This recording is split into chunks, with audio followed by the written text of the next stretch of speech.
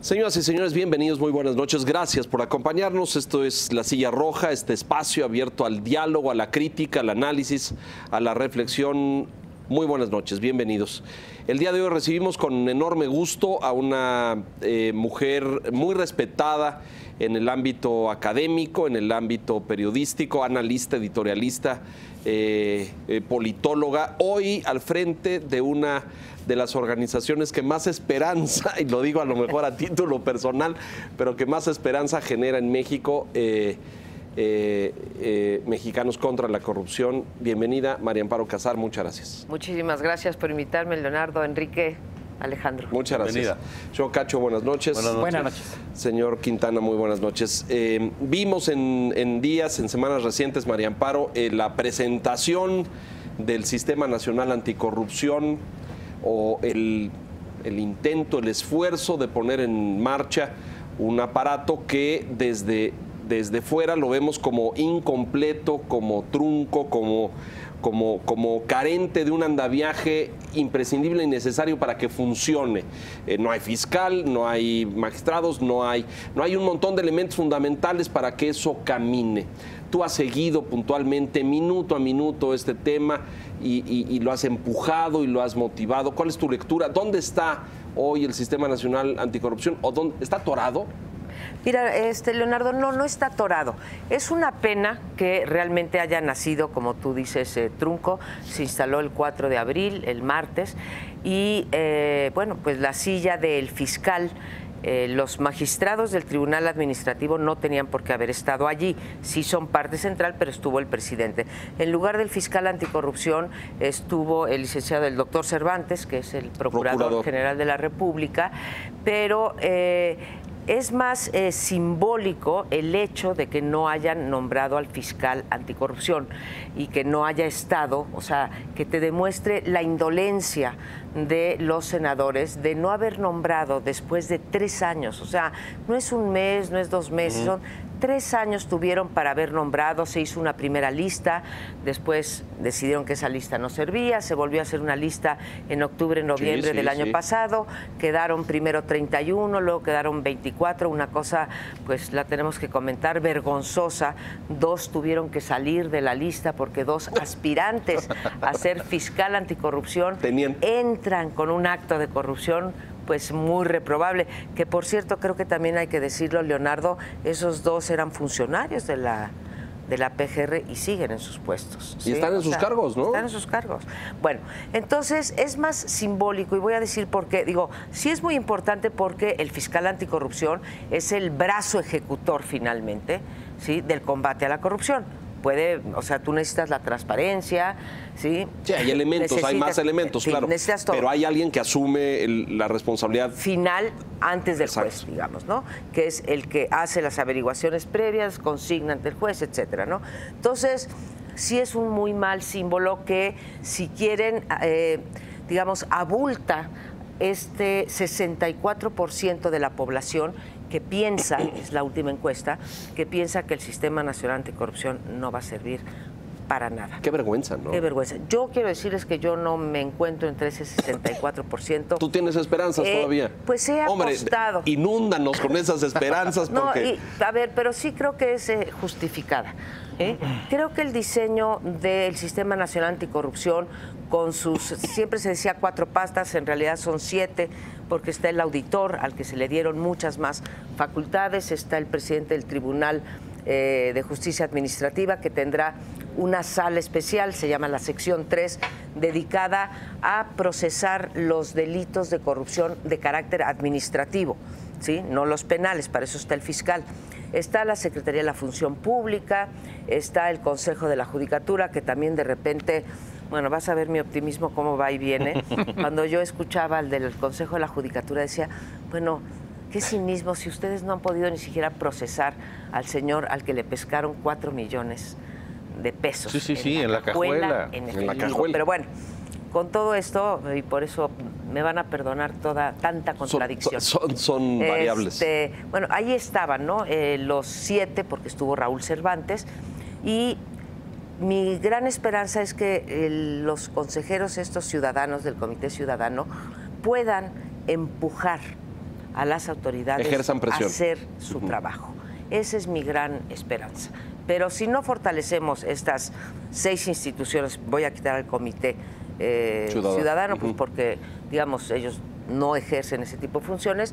Si no fortalecemos esta institución, estas 6 instituciones, no vamos a llegar a ningún lugar. El legislativo, tú mencionaste los senadores, pero ahí donde aparentemente decimos, no se pusieron de acuerdo, ¿no? O no construyeron un acuerdo, pero da la impresión, corrígeme en esto, de que es como esta sensación de una clase política que se rehúsa a rendir cuentas, que se niega a decir sí voy a transparentar, sí voy a declarar, sí voy además denunciar el que yo vea junto que está haciendo las cosas mal, como si hubiera un tácito acuerdo en que pues ya mejor patea la lata y que le toque a los siguientes. ¿Tú tienes esa percepción? Pues sí, mira, yo hace algún tiempo escribí un artículo que se llamaba Tapaos los unos a los otros. Sí. Y sí me da la impresión que la llegada del pluralismo y de la democracia a este país también provocó una mala democratización, que es la democratización de la corrupción. Desgraciadamente creo que no podemos vender que las alternancias en los diferentes estados garantizan. No. Lejos de garantizar. O sea, sí pensábamos, a mí me enseñaron en la escuela, probablemente ustedes también en la universidad, que se cuidarían más los políticos al saber que venía la alternancia y que el que tomara tu lugar, si era de otro partido, pues te iba a investigar, ¿no? Porque es si no tu enemigo, cuando menos tu adversario. Y entonces que eso tendría un incentivo positivo en la conducta de los políticos. Pues lejos de eso. La historia demuestra ya que suena ahí no de es. eso, ¿no? Y entonces tienen su pastel y en el Congreso, pues bueno, el pastel ha ido creciendo y se lo dividen. Antes nada más se lo llevaba todo el PRI y una pizcachita a los otros 3 partidos de oposición, y ahora crece el pastel y se divide en este pastel a través de asignaciones parlamentarias, o yo te cuido, pero si luego regreso a ser gobernador de Veracruz, tú me cuidas, y así nos fuimos, ¿no? Pareciera que más allá del sistema, que es la estructura institucional, en el combate a la corrupción juega un papel fundamental la sociedad civil.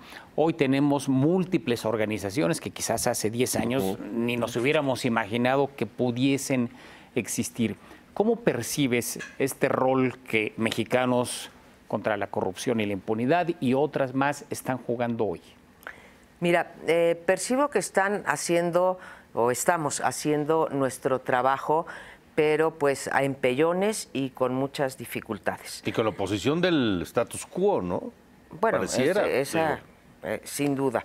Yo ponía el otro día en un escrito por ahí que un poco me imaginaba el pensamiento, la cadena de razonamiento de los funcionarios públicos. No me estoy refiriendo necesariamente al PRI ni al gobierno, me estoy refiriendo al conjunto de la clase política, de decir, a ver, antes pues podíamos, ahí sí el PRI, podíamos gobernar porque éramos partido único o casi único, como dijera Sartori, que acaba recientemente fallecido, un gran profesor. Decir, ya tenemos que lidiar y negociar nuestras cosas. Antes gobernábamos, ¿no? Bien o mal, pero gobernábamos. Ahora tenemos que negociar por el dichoso pluralismo. Y encima del pluralismo político vienen las organizaciones de la sociedad civil y nos empiezan a poner bajo la lupa, a vigilar, a proponer cursos de acción alternativa, a exhibirnos en los periódicos, etcétera. Entonces estamos resultando como muy molestas. Hemos tenido muchas dificultades, tanto desde el punto de vista de conseguir la información, porque creemos que ya con el INAI ya conseguimos todo. No les puedo platicar 1000 anécdotas de que vas y te niegan la información y luego te tienes que amparar y luego tienes que pagar. Digo, la última vez, y las organizaciones tampoco tienen ese dinero, pues llegas a tener que pagar más de 40,000 pesos en copias, en fin, cantidad de dificultades, y después pues ya topas, porque no tienes facultades, cuando tú quieres consignar. ¿A qué nos hemos dedicado? Y en eso Mexicanos contra la Corrupción es un poco distinta, a hacer el litigio estratégico. A través del litigio estratégico, que quiere decir agarrar un caso no importante, o sea... O emblemático, digamos. Ni siquiera, una cosa chiquita. En vez de irte a Odebrecht, que lo vas a perder, o a la matanza de San Fernando de los migrantes, te vas y agarras un migrante, lo defiendes, se sienta precedente, ganas el interés legítimo y entonces para la siguiente vas creciendo. Eso es el litigio estratégico. Agarrar una cosa pequeñita...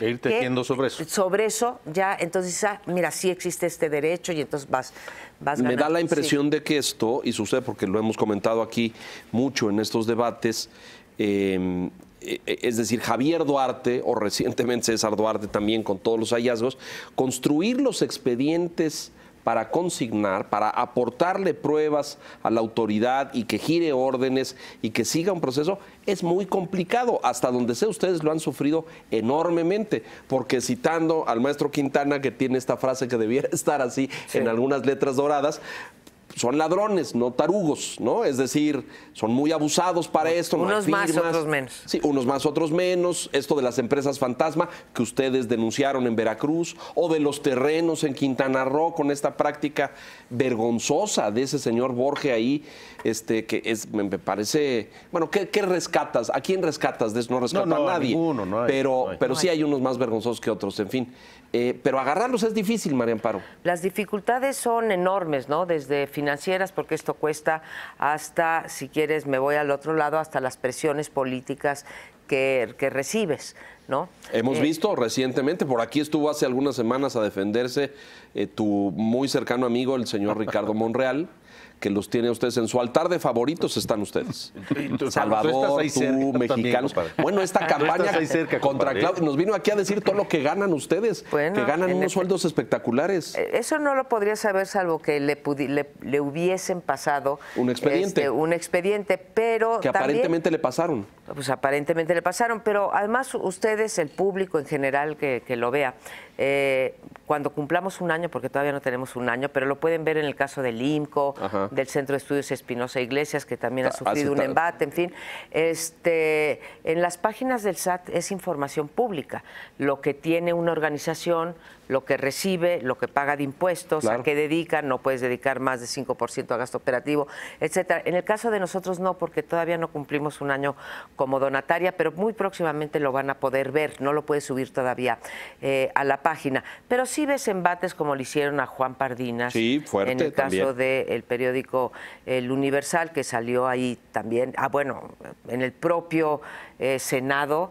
Bueno, estos insultos que hicieron, realmente, pues no sé ni cómo decirte, a Enrique Cárdenas por su oposición a lo del INEGI, o Ricardo Monreal, como bien dices, que acusó a Claudio González de lavado de dinero, delincuencia organizada, fraude equiparado, en fin, esos son... Los robots africanos, una cosa. Bueno, en fin, esas cosas sabíamos, a lo mejor no te imaginas la dimensión, ¿no? Porque sí, la corrupción sí es un fenómeno muy extendido, pero pues sabías a lo que te metías y, bueno, pues ni modo, igual que ustedes, que están sujetos a presiones por las opiniones que vierten o por la información que dan ante la televisión. Yo espero que esto que estamos viendo como una andanada en contra de las organizaciones de la sociedad civil, pues empiece a bajar, pero lo platicaba hace un momento con Enrique, bueno, pues, no quiere decir que la gente está nerviosa, porque eso es lo que dice Andrés Manuel López Obrador, que si el PRI está nervioso porque va a perder, yo creo que las elecciones no están definidas, ni mucho menos, pero del lado institucional, para ya no hablar de casos particulares, porque no me invitaron para eso, del Sistema Nacional Anticorrupción, creo que es un buen diseño. Creo que las 7 leyes que se pasaron, que incluyen leyes muy importantes, no solo como la famosa 3 de 3, que en realidad es la ley general, ¿sí?, administrativa, el hecho de haber cambiado el Código Penal y haber tipificado bien los delitos de corrupción, tanto en la Ley de Responsabilidades Administrativas como en el Código Penal, y que se le haya atado la sanción, creo que cierra espacios para poder... Que antes permitían... que se emitieran los abogados, en fin, ¿no? Creo que eso es una cosa importante que va a ser, por ejemplo, el Comité Ciudadano, y varias organizaciones los estamos ayudando, es esta plataforma digital que va a estar adentro, o sea, va a estar controlada por el Comité Ciudadano. ¿Y qué va a hacer esta plataforma digital que nos va a servir a ustedes, los periodistas, a nosotros, los investigadores, ya sea académicos o de sociedad civil? Resulta que como cuando quieres investigar qué tan efectiva es la Procuraduría, pues no hay cifras, aunque no lo crean. Hemos avanzado en violencia, pero en cifras de delitos de corrupción sabemos que hay un 97% de impunidad, pero cuando vas a la Procuraduría y pides, a ver, ¿cuántas denuncias hay contra servidores públicos en estos delitos, no? Y de repente, pues parecemos un país sueco. Porque, no hay. Pues hay 120 en un periodo de 6 años. O sea, no puede ser esto, ¿no? Y ya cuando sigues las columnas y llegas a consignación, pues hay menos de una decena. Sí. Entonces, creo que esto de las plataformas que se van a conectar entre Transparencia, la Secretaría de la Función Pública, la Fiscalía General y en particular Anticorrupción, eso nos va a ayudar a ver de qué tamaño es el fenómeno, en dónde se concentra, si se castiga o no. O sea, lo que tenemos que seguir es esta línea que va desde la prevención, la denuncia, la policía de investigación, la investigación misma y el armado de los ministerios públicos hasta llegar al eslabón quizá más débil que son los jueces, ¿no? Déjanos hacer una pausa ahí. Una corrupción. Es importante. Bueno, los jueces me parece, y todos los días ves casos, ¿no? Hacemos una pausa, hay mucho más que discutir. Es María Amparo Casar. Regresamos enseguida.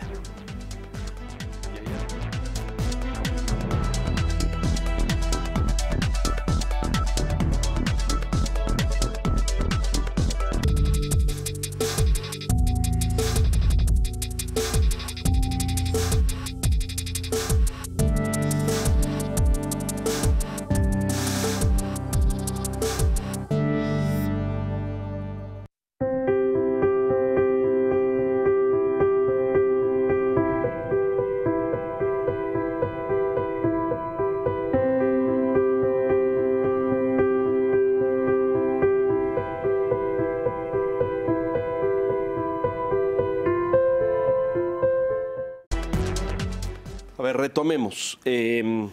Las leyes bien, los marcos bien, las patas institucionales prometen un andamiaje que en algún tiempo pueda ser efectivo y eficiente. Tú tienes esperanza en que eso funcione muy bien. ¿Qué falta? ¿Faltan los fiscales? Eso va a estar en manos del da la impresión de que el presidente ya se echó para atrás en este tema de que el procurador en curso fuera en automático el fiscal. No. Eso, ¿no? Todavía no. La verdad, hay que reconocer, y por eso, porque siempre le cargamos al Ejecutivo, ¿no? Sobre todo en los sistemas presidencialistas. Aquí hay que decir que, y sí tuvimos que ver muchas organizaciones académicas y think tanks y organizaciones de la sociedad civil, logramos, y creo que el presidente fue sensible a eso, mandó una iniciativa para que se modificara el famoso transitorio del 102, pero no lo han procesado los legisladores. Ahí está. Ahí está. En pendiente. O sea, hoy, si por algún motivo hoy tuviéramos ya que transformar la Procuraduría en Fiscalía, el doctor Cervantes se quedaría 9 años. ¿Sí? Todavía los legisladores, que conste, sí la mandó. Vamos a ver si la empuja. Pero es que parece que están pateando el bote y están esperando a que el tiempo límite llegue y entonces ya no quede otra alternativa. O que sea express. O que sea. Pero mira, entiendo el reconocimiento que hace María Amparo de la sensibilidad del presidente, que envió la iniciativa y todo. Pero en este país, por fortuna o por desgracia, o por fortuna y por desgracia, cuando el presidente da una orden se cumple. Y si el presidente, además de enviar la iniciativa, levanta y los teléfonos y aprieta los botones adecuados, los coordinadores parlamentarios se mueven, claro. Bueno, las reformas. Las reformas son una joya de proceso legislativo, de celeridad, construcción de acuerdos, comisiones procesando rápido, subiendo a los plenos. Tú dices, ay, tenemos un Parlamento Europeo. No, nada más había voluntad política. Pero regresando al tema del fiscal, que yo también coincido que es un instrumento ejecutor fundamental. Claro. Un mal fiscal va a hacer que el sistema haga agua en donde requiere estar muy fuerte. En función de los que hay y suponiendo que en algún momento de las próximas semanas haya nombramiento, ¿Cómo percibes el grupo que al final quedó, tiene algunos integrantes que eventualmente puedan funcionar como ese fiscal que requiere el sistema? Mira, aquí sí no es un problema de, Enrique, de personas, digo, vaya, tienen que tener las capacidades. Creo que en estos 24 que quedaron hay, cuando menos desde mi punto de vista, y lo he hablado con muchos de, digamos, que nos hemos dedicado a revisar el currícula de estas personas, la trayectoria, creo que hay gente valiosa, que vale la pena, que cumple con todas las calificaciones para hacerlo. ¿Y por qué te digo que no es de personas? Ahí hay una persona, digamos, gente como César Chávez, que fue visitador. El visitador es el que en la Procuraduría, es el que se encarga de investigar y procesar los casos de corrupción de la propia exacto, es el ombudsman interno, Ándale, lo dijiste mejor tú, Leonardo, gracias. Una gente como César Chávez. Pero, ¿por qué digo que no es de hombres? La persona, el hombre o la mujer que entre como fiscal anticorrupción va a tener menos ya de 18 meses, pudo haber tenido 3 años, pudo haber tenido 4 años, y no tiene los instrumentos, está subordinado en primer lugar al fiscal, al procurador, número 1. Número 2, se queda con los ministerios públicos que ya había en la unidad para procesar a los actos de corrupción de los servidores públicos. Es un mito, Enrique, eso de que no se puede ahorita, está todo paralizado porque no hay fiscal anticorrupción. No, hay una unidad, no se llama fiscal anticorrupción, pero es para procesar los delitos de corrupción de los servidores función pública. públicos. Y no, adentro de la Procuraduría. Lo sé, pero en el servicio público, quiero decir, en el gobierno, en los gobiernos. Y no opera, ¿no? Y no opera. Si no opera, ahí hay falta de voluntad política. En estos 17 meses, ese fiscal anticorrupción tendría que hacer 2 cosas. Intentar abatir el rezago, que es enorme, en procesar los delitos que ya están denunciados. Y segundo, en delinear, en diseñar una buena fiscalía anticorrupción. A mí, si me preguntas, aun cuando quisiera, porque es un símbolo, que se nombrara al fiscal anticorrupción, si no lo nombran, en realidad no pasa nada. Odio decir esto ante las cámaras, pero en realidad si no lo nombran de aquí al 30 de noviembre del 2018, que tienen que nombrar al nuevo fiscal, no va a pasar nada. Entonces, digamos, no va a pasar nada en el sentido de que están las unidades operando dentro de la Procuraduría General para hacer ese trabajo. Esta persona que llegue, si es que llega, yo ya tengo dudas. El martes me quemé horrible diciendo que Emilio Gamboa, lo había escuchado yo en una entrevista, que se iban a encerrar el miércoles para llegar al consenso y el jueves se votaba en el Pleno. No pasó, me quemé horrible. Yo dije, no, pues sí le voy a creer a Emilio Gamboa. No. Pero en realidad no es óbice para que no se persigan los... Me parece más importante los 3 que ahí tampoco dependen del Senado, depende del propio tribunal, esta sección 3 de los 3 magistrados, que tampoco hay motivo para que no se nombren. Y pues sí, se cae uno en el sospechosismo. ¿Por qué no han nombrado al fiscal?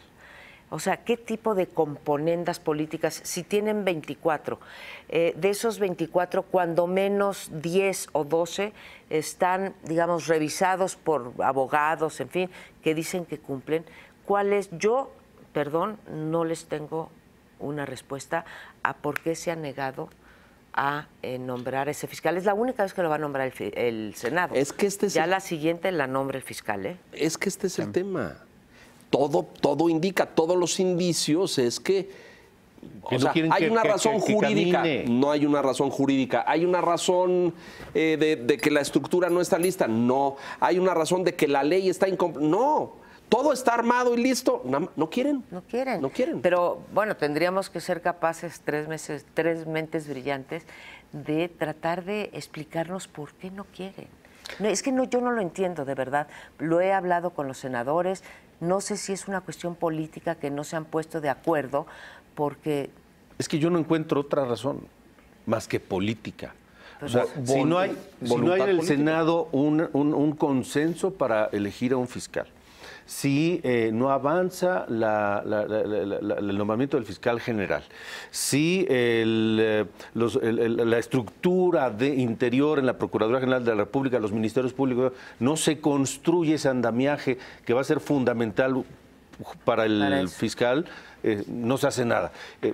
No hay voluntad. Bueno, entonces esa es la conclusión. La voluntad política que ha mostrado este gobierno para avanzar en materia de corrupción, para mí ha sido la construcción del sistema. Pero la construcción del sistema en la norma no nos va a llevar muy lejos. Cambiamos los ministerios públicos, ¿sí? O sea, si no hacemos tenemos especializados en estos esos, exacto, en estos los 3 delitos, magistrados, claro. Sí. No vamos, o sea, sí se nos va esto, somos bien buenos para hacer reformas, lo dijimos, pero somos aquí muy malos para implementar. Pero ahí veo que le falta voluntad a todos los partidos. Pero por supuesto, por eso lo dije al principio, así, aquí no vamos dirigidos únicamente al legislativo, únicamente al ejecutivo, únicamente al PRI, no. Aquí sí creo que están en contubernio y es muy triste decir eso.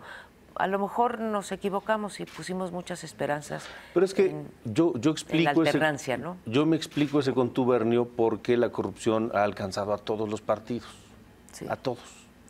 Y entonces quieren medio protegerse en la medida de lo posible, tapados los unos a los otros, como escribiste. Finalmente, pues no estamos tampoco en crisis económica, ¿no? Podíamos crecer más, pero crisis no estamos. Hemos estado en peores momentos. Pero violencia y sí, corrupción, claro. O sea, en esa parte, sin duda. Esa parte sí nos revienta. En impunidad estamos en una situación de crisis terrible.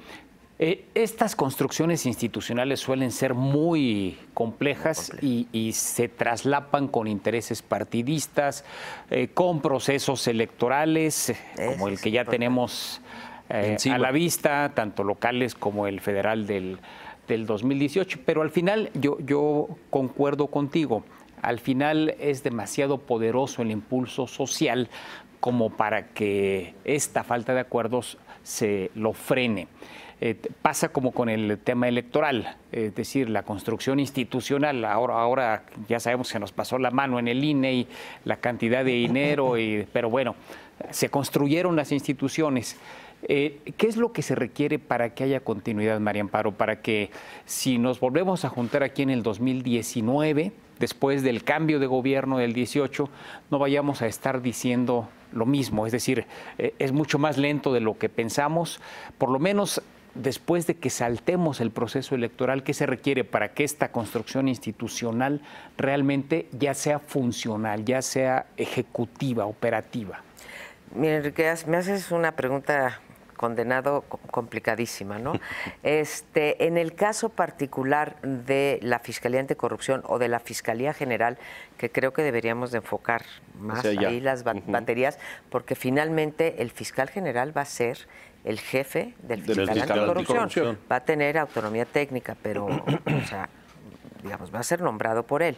Y lo puede remover. Y lo puede remover, en efecto. Entonces, creo, y por lo que he platicado con mis amigos o mis colegas que se meten más a esto, que es lo mismo que pasó con el cambio del sistema adversarial, del adversarial al acusatorio, que no tenemos los jueces preparados para eso, ¿sí? Dejamos pasar 8 años sin preparar a los jueces para este cambio, que es brutal, ¿sí? O sea, tienes que tener una preparación para poder argumentar y tener las pruebas, y sobre esas pruebas que no están en papel, sino que hay careos y etcétera, poder tener estas capacidades. Lo dejamos pasar. En el caso de los ministerios públicos, que están haciendo trabajo muy importante, el CIDE y el Instituto de Investigaciones Jurídicas, y se están yendo, digamos, a la base. ¿Dónde está la corrupción en la base de los ministerios públicos? Y me dicen, a partir del diagnóstico, que es necesario hacer un servicio civil de carrera de los ministerios públicos y que reciban capacitación para poder procesar estos, tanto las policías de investigación como los ministerios públicos, que son los que integran los expedientes. eso por un lado. Y por el otro, en términos de construcción institucional, Enrique, está la parte de los jueces. El Consejo de la Judicatura, que se formó en 1994 precisamente para profesionalizar todo lo de los juzgados, ya sean de distrito o de circuito. ¿Qué es lo que pasa? Encontramos cuestiones como que es corrupción finalmente, que el juez del distrito tal tiene a 3, a 4, a 5 y hemos descubierto hasta 13 familiares. 13 que los tienen colocados en los diferentes juzgados. Entonces, ¿qué pasa? Yo no quiero irme, o sea, soy del DF, no me quiero ir a Colima. Y entonces ahí tienes sus cuotas de poder y etcétera, ¿sí? Entonces, esas dos piezas, Enrique, son para mí fundamentales y desgraciadamente como la reforma energética, como la reforma educativa, van a llevar mucho más tiempo. Por eso es importante que en estos momentos de tanta, no sé, desazón social, por decirlo menos, haya cuando menos muestras de voluntad de parte de los partidos y del presidente que van en serio con la corrupción. Hay unos que piensan que se barre de abajo arriba, otros de arriba abajo. Horizontal. ¿Sí?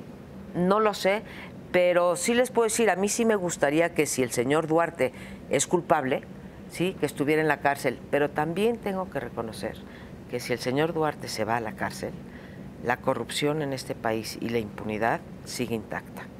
Sí, coincido plenamente contigo. Es horrible decir eso también. Bueno, he dicho un caso emblemático no cura pero sí cura el alma, ¿eh?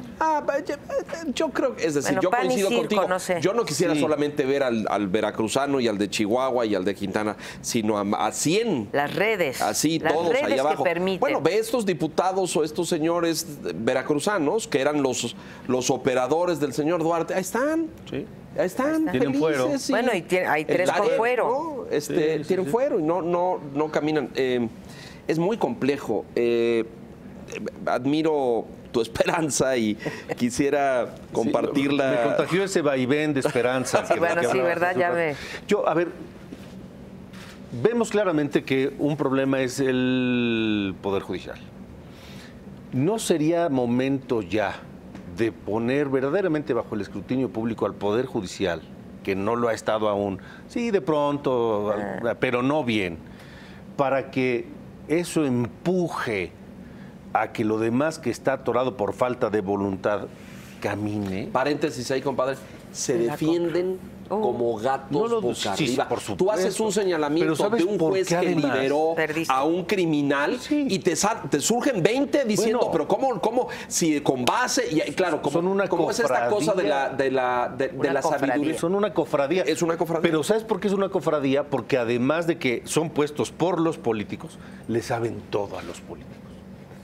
Acabas de decir una gran verdad. Bíblica, a ver, mira, mismo nosotros cuando ahí vamos, que queremos decir, híjole, en primer lugar es muy difícil entrar, ¿sí? Pero si te lo dicen, a ver, tú échate contra ese juez y cuando hagas tus litigios estratégicos y eso, o sea, olvídalo, ¿eh? Ni uno más vas a ganar. ¿Qué pasó con la reforma del 94 y que nos pasa mucho en las instituciones aquí? Limpiamos la cúpula, ¿no? Yo creo que la Suprema Corte de Justicia, hay gente muy capacitada, gente del servicio, gente de carrera judicial, gente de la academia o en fin que no vienen de la carrera judicial, ¿sí? Y ahí se pelean, ¿no? Para que haya un equilibrio.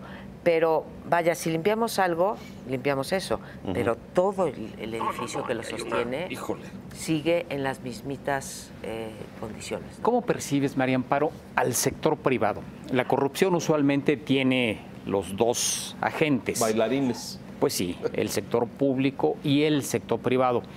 Por una parte, yo escucho cada vez más empresas preocupadas, generando incluso áreas dedicadas a cumplimiento de obligaciones, porque las leyes son más estrictas, particularmente aquellas grandes y aquellas que tienen operaciones fuera del país, etcétera. Pero por otra parte, en la infantería, en los pequeños comercios, en los negocios no tan grandes, pues están de arriba abajo. El inspector que llega con la amenaza de clausurar, el que recoge la basura, que si no le das la lana, pues no se la lleva. Allí pareciera que el sector privado, el empresario, pues ya estamos hechos a la costumbre y lo asumimos casi como diría el presidente, como parte de nuestra cultura. Pues es ya el usos y costumbres prácticamente. ¿Cómo percibes al sector privado ahora? Mira, aparte de cómo lo percibo y cómo lo he vivido yo en mis entrevistas y esto, ya hay una serie de estudios al respecto. Aquí otro toque de optimismo. Creo que las grandes empresas, las pequeñas no, porque no tienen ni siquiera el dinero para hacerlo, Enrique, están ya metiéndose a estas prácticas de gobierno corporativo. Avanzamos también porque en el Código Penal y en el Código de los delitos administrativos ya también son sujetos, ¿sí?, el sector privado. Entonces, si tú sobornas y eres el dueño de una empresa, también llevas una responsabilidad. Creo que por el lado del extranjero, así como se acuerdan ustedes, bueno, algunos de ustedes eran muy jóvenes, pero bueno, cláusula democrática que nos venía de Europa, que no nos permitían hacer tratados de libre comercio, y eso empujó. Creo que van a empujar empresas como, a pesar de que les hayan caído como Walmart y demás, o Siemens, que Siemens le metió, después de que le cayeron en su tranza, ¿sí?, le metió miles de millones de euros para evitar, obstaculizar la corrupción. Creo que empresas importantes en México lo están haciendo ya, con pasos muy chiquitos, pero por ahí va. Y el tema que tú me tocas es si son víctimas o son victimarios, ¿no? Porque muchas veces los empresarios dicen, no, pues es que, ¿qué hago yo? Si no juego ese juego. Si no juego el juego, no puedo avanzar. Creo que se han escudado mucho en eso. Yo también. Si hacemos una cosa así como se hizo algún tiempo, un día sin corrupción, ¿sí?, o un día sin que los empresarios den y hubiera una acción colectiva, todos saldríamos ganando. El hecho claro es que tenemos evidencia que las grandes empresas en México cometen de manera cotidiana abusos en términos de información privilegiada, de componendas, de intercambios de apoyo por contratos, etcétera, ¿sí? Esa es una realidad. O sea, no es cierto que el fenómeno de la corrupción esté concentrado en el sector público. En el sector privado, y luego vamos, si quieres, Enrique, a la ciudadanía, pero en el sector privado hay altísimos grados de corrupción en los que a veces son víctimas, pero muchas veces son ellos los victimarios. Y aparte tienen un proceso de corrupción adentro que afecta sus procesos, digamos, entre dos privados. Por eso creo que hay que cambiar la definición de corrupción. No es el uso del cargo público para beneficio privado, es el uso de cualquier posición de poder, y ahí puedo meter a los empresarios, para un beneficio distinto para el que fue creada la empresa o la institución o lo que sea, ¿no? Pero no hay país que haya salido de la corrupción sin que hayan cooperado los empresarios y se hayan comprometido. Bueno, y estamos con el escándalo de Odebrecht encima, que ahí es público-privado. Bueno, la gran mayoría son públicos, bueno, salvo el desvío de recursos, bueno, aún el desvío de recursos, pero la mayoría es claro, porque utiliza vías privadas, ¿no? Las empresas veracruzanas, las fantasmas. Una pausa, María Amparo Casar, regresamos.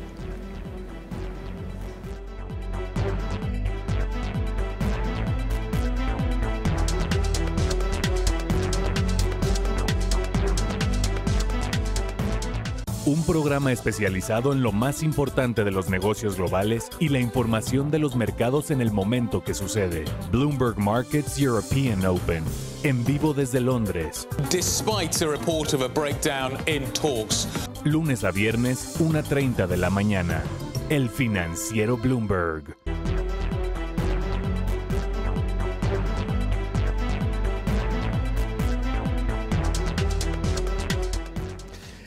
María Amparo, tenemos esta esperanza, los ciudadanos o a qué santo nos encomendamos, ¿no es cierto? Pero veremos porque, bueno, estamos conscientes ya de que esto es un tema de voluntad política, ¿no? Coincidimos en ello. Recientemente se lo preguntamos al presidente de la República y él se siente muy satisfecho con el sistema, ¿eh? Habla de que ahí está el sistema es un gran avance. Coincidimos, no teníamos eso antes, ahora lo tenemos, pero sigue estando pero no como... funciona. No, bueno, pero es que todavía está, no opera, ¿no? Está como en el enunciado. Sí. Y todo parece indicar que vamos a llegar al fin de esta administración sin que opere. O sea, es un bonito prototipo. Bueno, es esta ¿no? cosa que decimos siempre, estos tomos empastados en piel de las leyes mexicanas admirables, pero que no se ejercen, ¿no? Sí, Yo veo muchos frenos. Veo el freno del legislativo, veo el freno... Para El mí, judicial. mientras Raúl Cervantes esté ahí, no va a avanzar.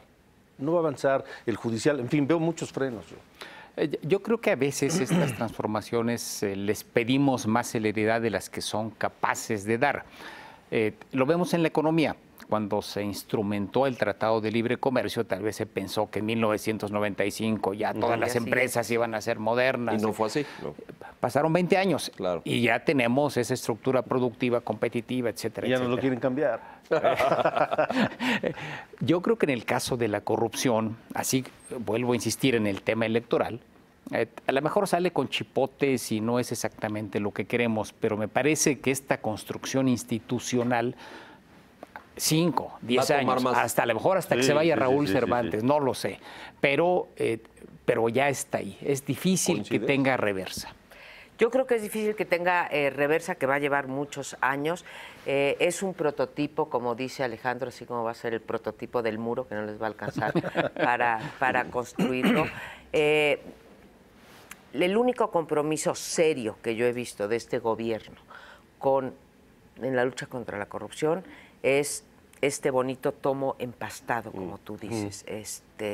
Y hasta ahí nos quedamos. Si a mí ya, después de muchos años, me preguntas, ¿qué prefieres? ¿Una reforma constitucional o una reforma legal o una política pública? Yo prefiero ya una política pública. Ya creo que tenemos una fatiga reformista y que no nos damos cuenta de la cantidad de cosas que podemos hacer sin estos tomos empastados en piel tan bonitos. Y les quiero poner un ejemplo que es el recientemente, y que es una vergüenza, que México ha sido, en el caso de Odebrecht, el único país que seguimos sin saber quiénes fueron los sobornados. El único, de los 9 u 11, Enrique, tú lo pusiste, no, bueno, no me acuerdo si eran 9 u 11, una política pública. Cuando sale lo de Odebrecht e involucran a Toledo, al expresidente Toledo, que está en Estados Unidos, Perú. Pedro, sí, ¿qué dije? No, correcto, Toledo, del sí, Perú, de Perú, decía sí. yo, sí. Pedro Que Pablo está en Kuczynski, que es el está en actual Estados Unidos. presidente. El actual presidente agarró y se paró frente a la nación y leyó 8 puntos en contra de la corrupción. Estos puntos, Me encantó eso, ¿eh? Estos puntos no pasan por el Congreso, no nada, no necesitan la cooperación de nadie. En fin, dijo, a ver, número 1, empresa que haya sobornado lo que se llama en el lenguaje jurídico, muerte civil. No puede volver a contratar esa empresa con ninguna entidad de gobierno. Segundo, funcionario que tal queda inhabilitado no por 2 años, de por vida.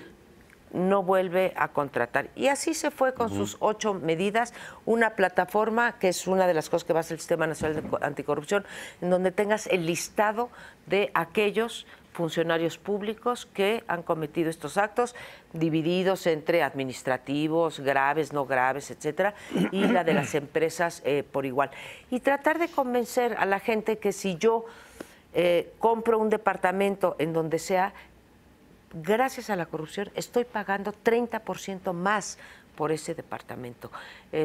Aquí que nos enseña todo el día de incentivos y demás, si yo le pudiera decir a la gente que su departamento le costó 30% más porque voy a asumir que son buenos los de las sociedades inmobiliarias, pero porque le tuvieron que dar un moche a la delegación, otro moche al gobierno del Distrito Federal, al otro. Yo sí le calculo que cuando menos 20% suben los precios, porque obviamente se los transfieren al consumidor, sí, ¿no? Que somos nosotros. Entonces, por eso digo lo de las políticas públicas. Ya estoy hasta el copete de tanta reforma. Creo que hay reformas necesarias, esto que les decía yo del Código Penal, pero si nos vamos por políticas públicas, a mí que me diga este gobierno, ahí sí el gobierno actual, el gobierno federal actual, que me diga, pues, ¿por qué no han actuado contra todos estos gobernadores, contra todos estos funcionarios, que los periodistas, que en fin, yo no digo que seamos el tribunal de los medios, me parece muy peligroso que seamos el tribunal de los medios, o sea, no nos toca, pero sí nos toca alertar, señalar, y creo que hemos dado, digamos, hebras que podrían sacar, y no veo la voluntad más allá de la legal, y la voluntad legal es... Pues sí, es mucho más fácil. Es limitada. Es Sin muy embargo, limitada y mucho más fácil. El caso que pusiste de Brecht es interesante. No sabemos el nombre o los nombres de los funcionarios sobornados, pero los vamos a saber. Y ahora más sí, allá de la voluntad y decisión del gobierno mexicano. No, porque va a venir de fuera. Va a venir de fuera. Claro. ¿Por qué los vamos a saber? Porque va a venir de fuera. El fiscal de Nayarit. Vino de Quizás fuera. no había la voluntad de ir tras este personaje, que ya muchos lo conocían.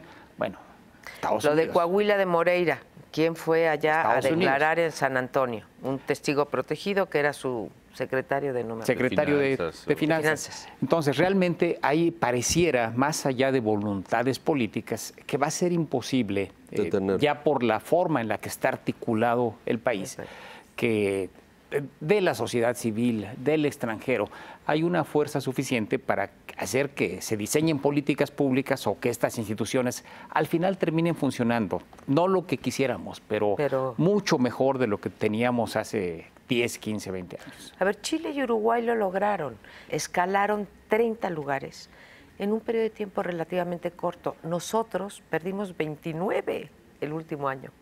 29, ya estábamos hasta bajote de la tabla y estábamos en el 103. Al submundo nos fuimos al submundo. Es que, de verdad, ¿dónde está el compromiso, no? Cuando vemos que Duarte, que tendría que haber sido, yo creo, detenido, el hombre duda, más rigurosamente vigilado, y se les pela.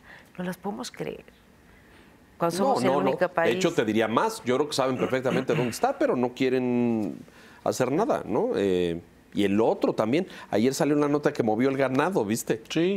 No fuera que se lo fueran a embargar las cabezas de cuesta ganado. mucho dinero. Sí, pero lo movió de Estado, porque sí. claro, el del Estado es junto su compadre, entonces no. O sea, No, sí es indignante, sí, la falta de compromiso.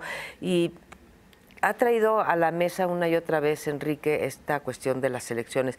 Yo sí creo que los dos ejes de la elección van a ser, en efecto, la violencia y la corrupción. Lo de la violencia, digo, pues, los últimos números que hemos sabido sí están muy preocupantes. Y sí, hay que decirlo, Andrés Manuel López Obrador, por los motivos buenos o malos, lo podemos creer o no, es el que trae la bandera anticorrupción. Y hace mucho tiempo, además. Y si creemos, yo creo que habría que ir a hacer un escrutinio, ¿sí?, a cómo se comportó en el Distrito Federal. Yo no creo que cuando él fue jefe de gobierno haya sido un paladín ni de la transparencia. Bueno, ni, ahí está René, pero además de René, recordemos los delegados de esa época. Pero, bueno, los segundos pisos, que no fueron que y ya están guardados en un archivo. Es decir, yo creo que sí es muy importante esto. Pero puro lamento. Porque si no construimos estos apóstoles de la limpieza, yo no conozco a esos, no conozco a uno. No, y ni ningún país ha pasado eso, salvo en los autoritarios. Ahora, pero ya mencionaste estos dos casos de país. ¿Cómo hace un país para tomar medidas porque aquí está este tema de la ciudadanía, el policía de la esquina, el gendarme, el delegado, el del trámite, bien, es piramidal, ¿no? Sí, hasta que llegas sistémica. ya a los contratos, exacto, a los contratos de PEM, todas esas cosas. Muy bien. ¿Cómo hace un país para revertir esto? Porque como bien dice Enrique, pues no es de 2 años, ¿no? No es de aquí a los 6 meses. Vamos a tener que, a lo mejor, no sé si nos va a tomar una generación. Yo creo que sí, nos va a tomar una generación. Pues mira, es que yo creo que es muy complejo porque este país se ha construido así. Sí, pero se ha agravado. Y claro, sin duda se ha agravado. Pero como se ha construido así, no conocemos otra manera. Y hay que empezar a fomentar desde la niñez esta cultura de que eso no está bien. E irlo escalando, ¿no? A ver, ¿qué pasa cuando fomentamos? Y digo, yo sí creo que hay una parte cultural. entendido por cultural, Enrique, no ADN, sino el conjunto de valores y comportamientos del mexicano, ¿no? ¿Qué pasa cuando metemos en los libros de texto, que hay conductas que son reprobables y que deben de ser castigadas y eso? Entonces te dice el maestro en la escuela, a ver, no se deben de parar en segunda fila. Tú sales y tu papá está parado en segunda fila, ¿sí? Y te subes al coche y tu papá se pasa el alto y tú le robas la torta al muchacho de la lanchera, al compañero, y luego te dice tu papá, ay, qué listo eres, ¿no? Te premian, ¿no? Claro. Entonces, sí, pero esto es de ejemplo. Me brinqué la fila, pa. Ay, qué abusado. Qué abusado eres, ¿no? Entonces, esa sí es una parte, creo que es importante, pero la otra es que la gente sepa que tiene consecuencias. Exacto, la impunidad. Tu acto. Pero si no tiene consecuencias, si nos vamos, creo que ya lo había dicho en algún programa, perdón por repetirlo, pero si nos vamos al círculo de la ilegalidad, es decir, yo cometo un acto, sí, claro, la probabilidad de que me denuncien es prácticamente nula. La posibilidad de que me consignen, sí, y la posibilidad de, si ya llego a la cárcel, sí, que pueda seguir yo delinquiendo, esa es la única que salta. Entonces sí tenemos este círculo vicioso que no sé cómo vamos a romper. Con paciencia y persistencia, porque está si bien. nos rendimos... Está bien. Te faltó solamente agregar con oración, pero bueno. No creo ¿Cómo era que aquella frase de Miguel Alemán que decía que la política es una ciencia de paciencia, constancia y alguna otra que no recuerdo? Sí, tienes razón. Ahorita paciencia, constancia y no me acuerdo qué decía. ¿Qué hizo Chile y qué hizo Uruguay? ¿Qué medidas tomaron? Mira, lo que yo he visto, porque ahora ya no me gusta usar los casos de Singapur, porque como que nos quedan muy lejos, ¿no? Y Hong Kong, que realmente son los más exitosos que conocemos.